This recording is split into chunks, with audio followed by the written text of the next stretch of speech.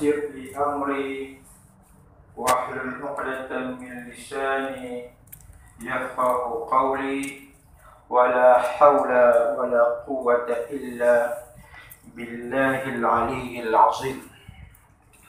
Alhamdulillah, kita bersyukur kepada Allah Subhanahu wa taala pada malam ini dapat kita sambung tafsir Nurul Ihsan muka surat yang ke-15. A'udzubillahi minasyaitonir rajim. Wadrib lahum masalal hayatid dunya kama in anzalnahu minas sama' fakhtalata bihi nabatul ard fa asbaha hashiman tazruhu riyah wa kana Allahu ala kulli syai'in muqtadira. Sadaqallahul azim. Muslimin dan muslimat yang dirahmati Allah, hari ini ayat bermula dengan idrib. Begitu juga 2 minggu lepas bermula dengan perkataan idrib. Idrib daripada perkataan daraba yadribu, darban, daribun, madrubun, yadrib, fi'il amar. Daraba yadribu, darban makna dia pukul. Ada juga tidak membawa maksud pukul. Di sini membawa maksud berilah contoh. Dan berilah contoh. Jadi wadrib lahum mathalal hayatid dunya, dan perbuat olehmu ya Muhammad bagi mereka itu kaum engkau itu baru terjemah idrib lahum. Ya Muhammad, engkau buatkan kepada kaum kamu itu akan bandingan hidup, masalal hayat, akan bandingan hidup dalam dunia. Jadi perkataan ad-dunya, Melayu panggil dunia, bermakna dunia. Dunia ni daripada perkataan Arab. Ada 1250 perkataan Arab telah dimelayukan. Salah satu daripadanya dunia. Jadi perkataan ad-dunya daripada perkataan dana. Dana ni Melayu ada dana no? Dana pembangunan. Kan? Tapi kalau dana asal makna daripada perkataan dunia, daripada perkataan dana, memberi maksud dekat. Bermakna apa? Hidup di atas muka bumi ini dah dekat dah dengan akhirat. Tak lama dah. Kehidupan yang pertama dunia, kehidupan yang keduanya akhirat. Kehidupan dunia ni hanya sementara, dekat, tak lama dah. Jadi Nabi SAW diperintahkan oleh Allah kepada kaumnya membuat satu contoh tentang kehidupan di dunia ini. Kata pengarang kitab ini, hidup dalam dunia tentang apa? Sifatnya dan juga kelakuannya. Jadi kita tahu ad-dunya faniyah. Dunia ini adalah satu kehidupan yang akan binasa. Ad-dunya faniyah. Tetapi ramai di kalangan kaum Arab pada ketika itu, sampailah pada hari ini, bukan Arabnya, semua manusia, nampak kehidupan ini, kehidupan dunia ini segala-galanya.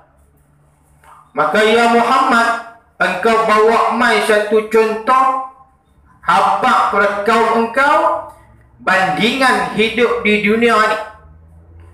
Maka Allah Subhanahu wa taala turunkan seterusnya kehidupan di dunia ini kama'in anzalnahu minas sama, seperti air hujan yang telah kami turun akan dia daripada langit.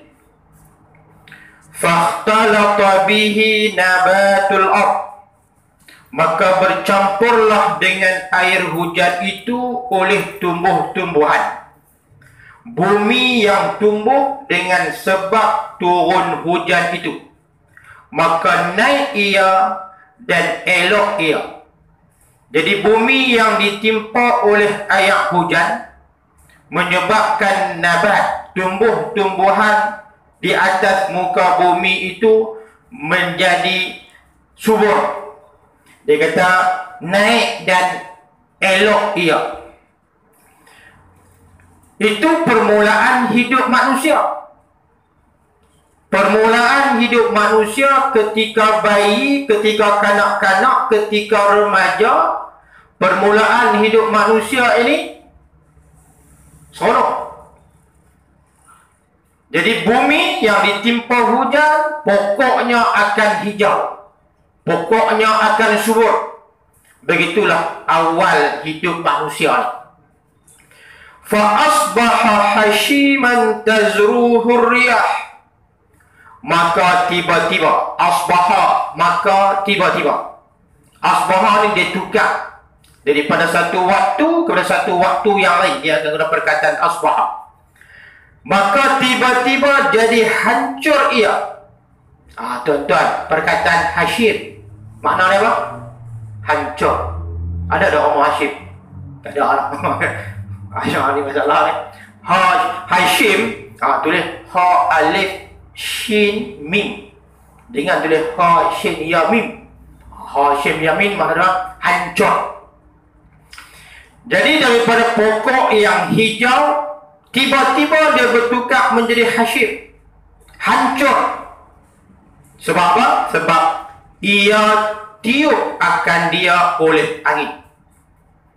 Ini nak menggambarkan penghujung kehidupan. Kehidupan kita di muka bumi ni masuk umur 40 saja. Ketika itu dia mula longgak kan. Makan apa? Lah nak makan apa? Buah tu macam lasan, dukung sakit urat lah. Makan. Jadi dia mula longgak, mula sikit-sikit luruh lah. Berhamburan serata-rata, merata-rata dengan sebab kering airnya. Jadi pokok yang hujan, yang hijau, apabila hujan tak turun, daun-daun dia menjadi hashim, menjadi kering. Menyebabkan daun tersebut apabila ditiupkan oleh angin, dia akan apa? Luruh. Yakni, ni baru dah dapat. Yakni diserupa Allah kebesaran dunia dan kekayaannya dan kemegahannya, pada pihak tiada boleh aman itu seperti tanamnya pokok padi yang cukup air hujannya, yang cukup air hujannya naik.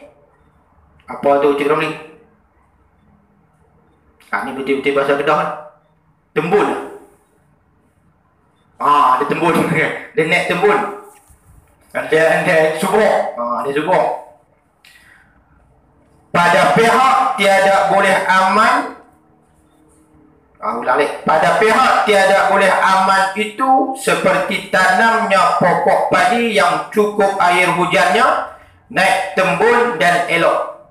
Tetapi tiada boleh aman daripada kering airnya. Jadi hangus pokok padi itu tiada manfaat. Demikianlah kelakuan dunia. Boleh seorang bergantung melainkan pada Allah Ta'ala. Tuan-tuan, motif yang nak diberitahu oleh Allah pada ayat ini adalah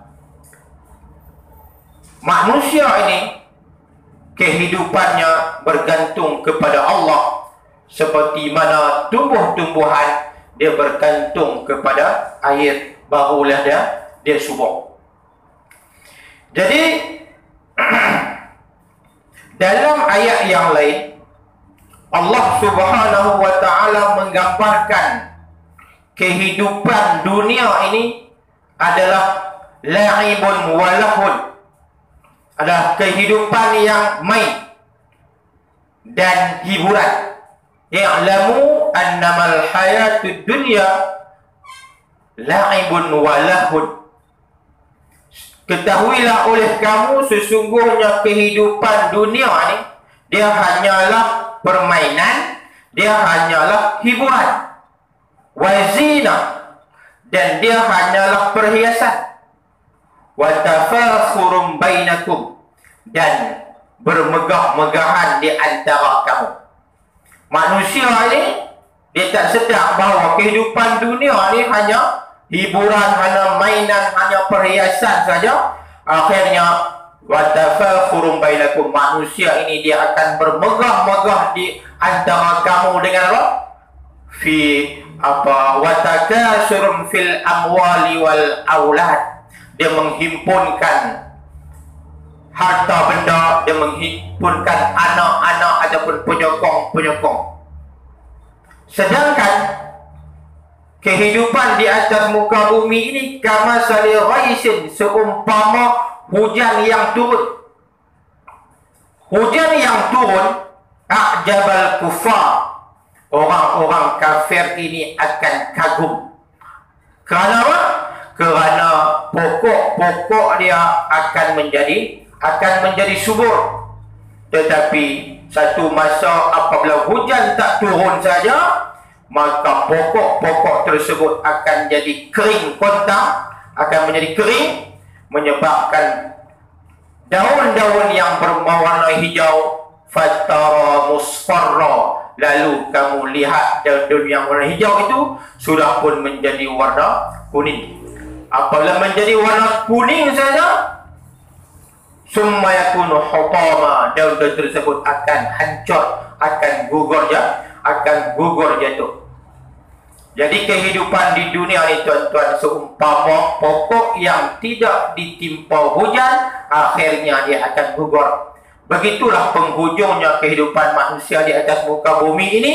Maka Allah mengingatkan kita bahawa kehidupan di atas muka bumi ini perlulah diisi dengan perkara-perkara yang boleh membawa kita pada kehidupan yang kekal, iaitu di akhirat. Sebab itu Allah kata, wa fil akhirati azabun syadid, bagi orang yang lalai dengan harta, orang lalai dengan perhiasan hidup di atas muka bumi ini, di akhirat nanti mereka akan menerima siksaan yang amat syadid, yang amat bersengatan pedihnya. Manusia ini dia memerlukan bermaghfirah, dia memerlukan maghfirah, dia memerlukan redha daripada Allah Subhanahu wa taala. Tuan-tuan, apa yang ada di atas muka bumi ini, kata Allah, wa mal hayatud dunya illa mata'ul ghurur, dan tiadalah kehidupan di atas muka bumi ini melainkan kesenangan yang palsu, melainkan kesenangan yang menipu saya, tuan-tuan.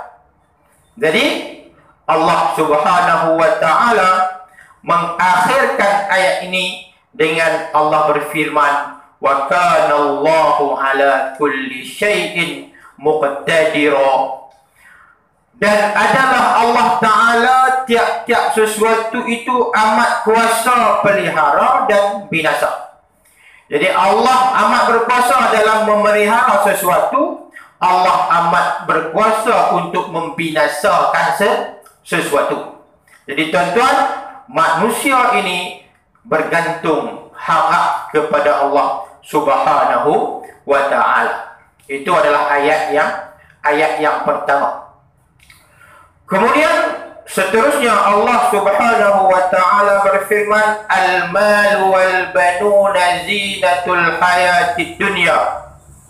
Bermula harta dan anak cucu ia zina, perhiasan hidup dunia. Jadi perhiasan hidup di atas muka bumi ini Allah sebut dua. Yang pertama al-mal, yang kedua al-banun. Al-mal harta, al-banun apa? Anak-anak. Jadi antara harta dengan anak ni mana yang utama, tuan-tuan? Anak kena harta. Anak harta. Tak tahu orang ni Allah nak bagi. Kata ulama, oleh kerana ayat ini bermula dengan harta, harta lebih penting daripada anak-anak. Bukan lebih penting, lebih utama daripada anak-anak. Kalau ada anak tanpa harta, susah juga. Kalau tak ada anak, ada harta, tak apa susah. Walaupun dia susah juga, siapa nak urus ni. Bermakna harta lebih utama di dunia ni berbanding dengan anak. Tetapi dua-dua itu, al-malu wal-banun, kedua-duanya itu adalah perhiasan hidup di atas muka bumi ini. Adapun akhirat, maka harta itu ikut jalan yang dibelanjanya kebajikan dan kejahatan. Jadi kalau perhiasan hidup dunia ini adalah harta dan anak-anak, akhirat pula macam mana? Akhirat adalah cara penggunaan harta dibelanjakan kebajikan, maka baiklah di akhirat. Kalau dia belanja untuk kejahatan, maka buruklah akhirat. Dan anak cucu yang soleh kebajikan. Jadi anak cucu juga adalah kebaikan untuk akhirat apabila dia mengerjakan amal soleh. Jadi tuan-tuan, harta dan anak penting. Kata Nabi, al-malu wal-banuna harsud dunya. Harta dan anak pinak itu merupakan ladang dunia. Ladang akhirat itu apa pula? Ladang akhirat adalah wal a'malus solihatu harsul akhirah. Ladang akhirat pula adalah amal-amal soleh. Amal soleh itu main daripada mana? Main daripada harta dan juga main daripada anak pinak sebahagiannya. Wa qad yajma'uhum Allahu li aqwamin. Ada beberapa orang, ada beberapa golongan, ada beberapa kelompok, kadang-kadang Allah bagi kepadanya dua-dua. Ladang dunia pun Allah bagi, harta banyak kat dia, harta dan anak-anak. Ladang akhirat, amalus solihat juga Allah bagi kepada dia. Kadang-kadang bermakna tak semuanya manusia ini akan dapat dunia dan akan dapat akhirat. Sebab itu ayat yang seterusnya Allah sebut wal baqiyatus solihatu khairun 'inda rabbika thawaban wa khairun amala. Dan segala amal-amal yang kekal, yang soleh itu adalah al-baqiyatus solihat. Al-baqiyatus solihat, amalan yang kekal, amalan yang baik-baik, yang berkekalan.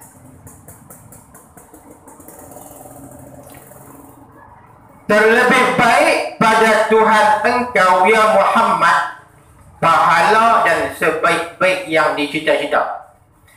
Jadi al-baqiyatus solihat itu adalah lebih baik di sisi Tuhan kamu ya Muhammad, di sudut pahalanya, dan juga lebih baik di sudut amalan cita-cita. Jadi apa dia al-baqiyatus solihat? Amalan yang baik lagi berkekalan. Apa dia amalan yang baik lagi berkekalan ni tuan-tuan? Dia tulis di sini, iaitu subhanallah. Ucapan subhanallah, walhamdulillah, wala ilaha illallah, wallahu akbar. Jadi ucapan-ucapan ini tuan-tuan, ucapan yang disebut oleh Ibnu Abbas sebagai al-baqiyatus solihat. Amalan-amalan yang baik yang berkekalan. Bila-bila disebut subhanallah, apabila kita mendapat nikmat, alhamdulillah.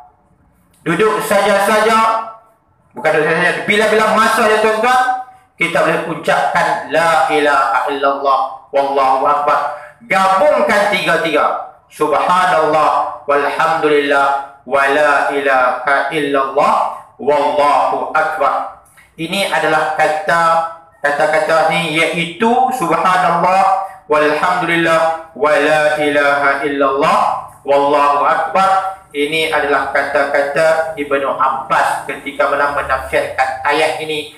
Apa dia yang dikatakan al-baqiyatus shalihat? Itu adalah subhanallah walhamdulillah wa la ilaha illallah wallahu akbar. Seorang sahabat Nabi yang bernama Abu Darda, dia juga sebut Nabi pernah bersabda, subhanallah walhamdulillah wa la haula wa la quwwata illa billah. Ini merupakan al-baqiyatus shalihat, amalan-amalan yang baik-baik yang berkekalan. Siapa-siapa yang sebut ucapan ini, dia akan gugurlah kesalahannya, akan gugurlah dosanya, seperti mana gugurnya daun-daun yang kering daripada pokok.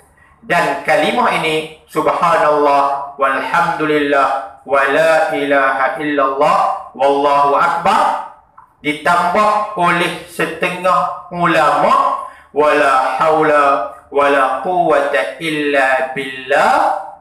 Ini kata-kata ini adalah menggugurkan dosa kita seperti mana gugurnya daun-daun, dan dia di antara min kunuzil jannah, kata Nabi, di antara perbendaharaan syurga. Jadi tuan-tuan, kita tengok rupanya banyak pahala-pahala yang terkumpul. Rupanya hasil daripada kita berzikir subhanallah walhamdulillah wa la ilaha illallah wallahu akbar. Kita tambah lagi wala haula wala quwwata illa billah. Tambah lagi billahil ali. Tambah lagi billahil aliyil azim. Jadi wala haula wala quwwata illa billah. Tu jaga baris tuan. Kalau ada bi dia billahil aliyil azim. Kita nak tukar billahul ali, ada juga kan. Kita tukar dengan ayat yang lain al aliyul azim, itu pun ada ayat. Tapi kalau ada billah, billahi al ali al azim. Dalam berkaitan dengan al-baqiyatus shalihat ini, Nabi pun sebut, kata Nabi, akan jadinya sesudah kematian aku, sayakunu ba'di umara, akan berlakunya sesudah kematian aku nanti ini ada umara, ada pemerintah-pemerintah, yukazzibun, mereka ni pemerintah ni pendusta, wa yuzlamun, zalim, faman saddaqahum bikadzbihim wa mala'ahum ala zulmihim falaysa minni wa lastu minhu. Barang siapa yang membenarkan pembohongan umara itu, pemerintah itu, dan cenderung kepada kezaliman pemerintah itu, maka dia bukan di kalangan aku dan aku juga bukan di kalangan dia. Sebaliknya Nabi kata wa man lam yusaddiqhum bikadzbihim, barang siapa yang tidak membenarkan pendustaan umara itu, walam yumalihum, dan tidak cenderung kepada kezaliman itu, fahuwa minni, maka dia adalah di kalangan aku dan aku adalah di kalangan dia. Dan Nabi kata, ala ketahuilah, inna subhanallah, sesungguhnya kata-kata subhanallah walhamdulillah wa la ilaha illallah wallahu akbar, kata-kata itu adalah minal baqiyatus shalihat. Kata-kata itu merupakan di antara al-baqiyat as-shalihat. Jadi apa dia al-baqiyatus shalihat itu? antaranya ucapan zikir yang disebutkan tadi. Dan masuk dalam al-baqiyatus shalihat itu segala amal yang soleh.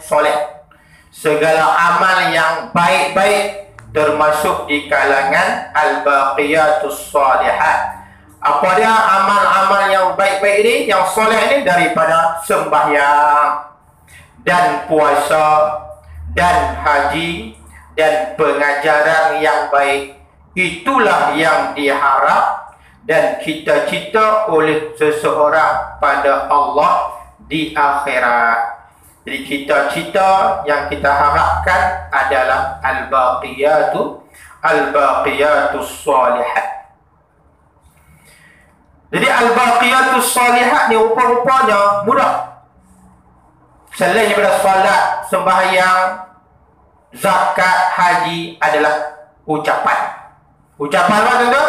Ucapan subhanallah walhamdulillah wala ilaha illallah wallahu akbar. Sebab tu Nabi kata apa dalam satu hadis yang telah dinasyidkan, kalimatani khafifatani, dua kalimat yang ringan alal lisan, saqilatani fil mizan, dua kalimat yang ringan di lidah tetapi berat di timbangan. Habibatan, dua kalimat itu adalah kekasih Ar-Rahman. Apa dia? Subhanallah wa bihamdi, subhanallahil azim. Jadi tuan-tuan, ringan di lidah tetapi berat di timbangan. Selalulah ucapkan subhanallah wa bihamdi, subhanallahil azim di antara al-baqiyat as-salihat. Kemudian tuan-tuan, ayat yang seterusnya Allah Subhanahu wa taala menyebut pula tentang hari yang akan kita semua lalui, iaitu hari kiamat. Wa yawma nusayyirul jibal, dan sebut olehmu hari yang kami jalan akan segala bukit-bukit, dibuang dengannya daripada muka bumi jadi habuk berhamburan. Hari ini adalah hari akhirat. Ini adalah hari kiamat. Yauma nusayyirul jibal, hari yang kami jalankan gunung ganang, bukit bukau itu. Jalankan yang dimaksudkan di sini adalah kami hancurkan. Hari kiamat Allah akan hancurkan gunung ganang. Para sahabat pernah bertanya kepada Nabi, wa yas'alunaka 'anil jibal. Mereka para sahabat tanya kepada Nabi pada hari akhirat nanti macam mana keadaan jibal, keadaan bukit bukau ni. Nabi kata apa? Faqul ya Muhammad, engkau habaklah kepada orang yang bertanya itu, yansifuha rabbi nasfa, Tuhan aku akan menghancurkan gunung ganang itu nasfa, sehancur-hancurnya. Dalam ayat ini Allah kata yauma nusayyirul jibal, hari yang kami menjalankan bukit bukau itu, hari yang kami hancurkan bukit bukau itu.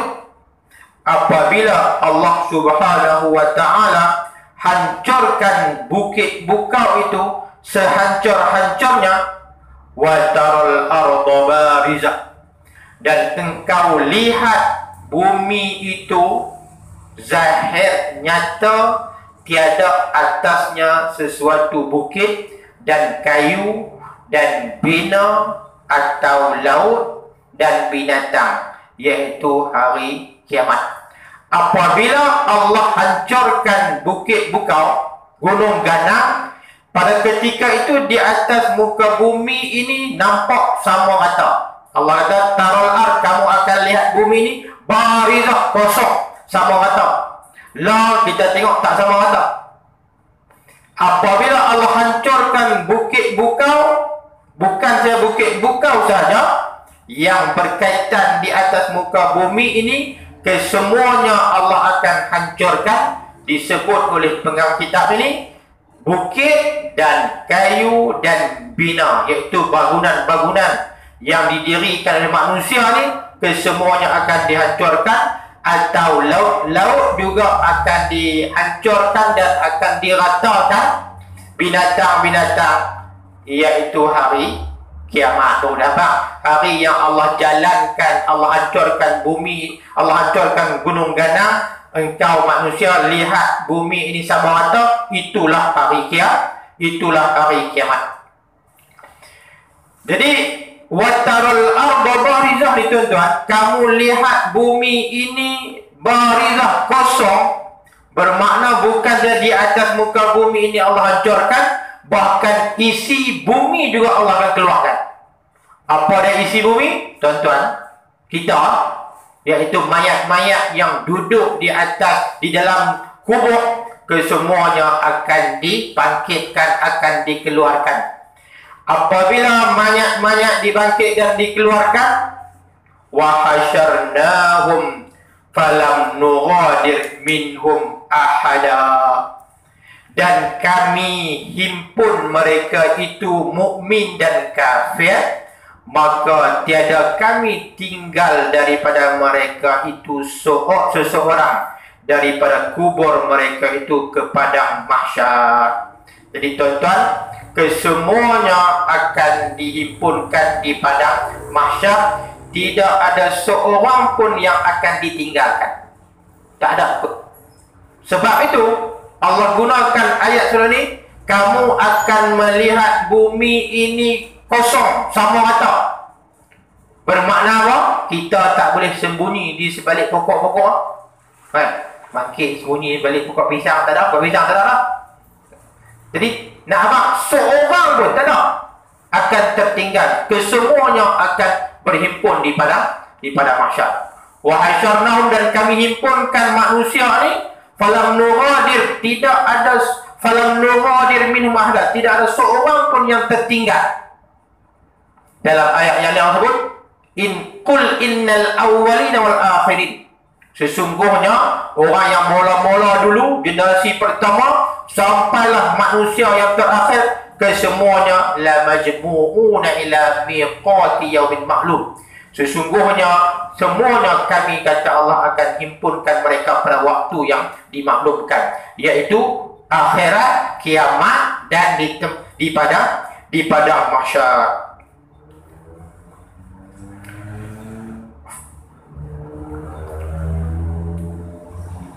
Kemudian dahulu daripada buang bukit-bukit dan bina-bina, supaya melihat mereka itu akan haru-hara hari itu.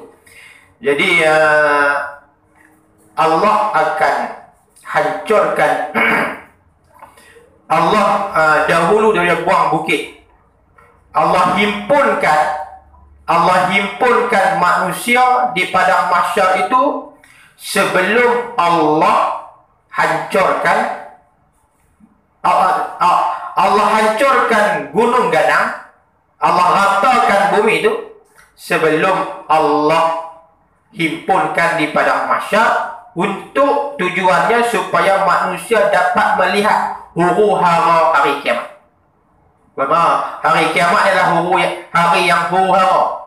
Dulu kita baca dalam juz yang ke-30 dulu banyak menceritakan tentang huru-hara hari kiamat. Antaranya apa? Fa iza ja'atis sakhah yauma yafirrul mar'u min akhi.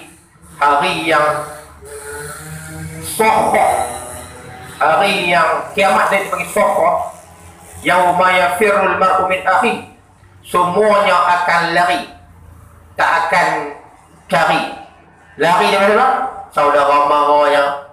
Yauma yafirrul mar'u min akhi wa ummihi wa abihi, dia lari daripada ayah dan ibunya. Wa sahibatihi wa bani, dia akan lari dari isteri dan anak-anaknya. Kesemuanya akan ambil kira masing-masing. Sebab itu apa isteri Nabi Aisyah radhiyallahu anha, dia kata pada Nabi menceritakan kepadanya manusia akan dihimpunkan dalam keadaan berkaki ayam. Manusia akan dihimpunkan di padang mahsyar nanti dalam keadaan berkaki ayam, telanjang dan tiada berkhatam. Kat yang tuan-tuan buang dulu, dia main balik. Simpan di mana? Tuan-tuan simpan di mana? Mana datang, saya simpan dalam batang pisang. Makan dalam pisang, lah lepas buah dalam ciki lah. Jadi dalam keadaan yang kulub itu akan datang semula. Telanjang, berkaki ayam, kembali balik belalai itu. Jadi Aisyah tanya kepada Nabi, jadi semua lelaki dan perempuan akan dapat melihat antara satu sama lain. Nabi kata apa? Nabi kata perkara yang sedang mereka hadapi itu lebih penting lagi dan tidak ada kesempatan dah untuk mengambil tahu hal orang lain. Tak ada fikirlah benda tu tuan. Benda yang dia duk fikirkan nak menjawab pertanyaan di hadapan Allah tu lebih besar daripada soal jantina. Jadi ada orang pernah tanya, kalau dah masuk syurga, kesemuanya seronok syurga ni, macam mana kaum keluarganya masuk neraka? Sudah tentu dia duk fikir, tak seronok. Aku masuk, kawan-kawan aku, adik-adik aku tak masuk. Jadi dia tak seronok. Ketika itu Nabi jawab, manusia yang masuk syurga, adik-beradik tak masuk syurga, dia akan dilupakan dengan kenikmatan syurga. Dengan nikmat yang dia terima tu, dia lupa dah adik-beradik dia yang tak masuk syurga, yang masuk neraka. Itulah yang dikatakan kenikmatan syurga. Kalau masuk syurga masih lagi duk fikir benda yang tak seronok, itu kan syurga. Syurga ni kesemuanya seronok. Tak ada masa yang tak seronok. Jadi kita akan dihimpunkan di padang mahsyar, tidak ada seorang pun yang akan tertinggal. Wa uridu ala rabbika saffa, dan bawa datang mereka itu sekalian atas Tuhan engkau bersaf-saf hadapan Allah Ta'ala supaya dihukum antara mereka itu.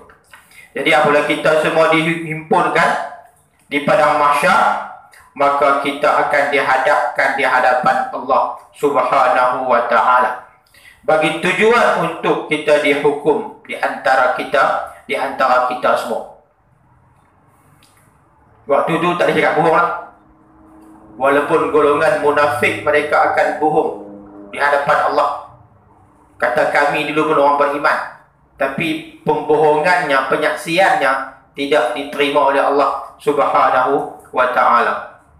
Kesemuanya akan beratur, akan berdiri di hadapan Allah Subhanahu wa Ta'ala untuk diadili.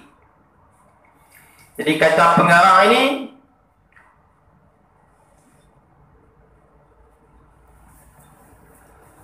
supaya dihukum antara mereka itu 120 saf.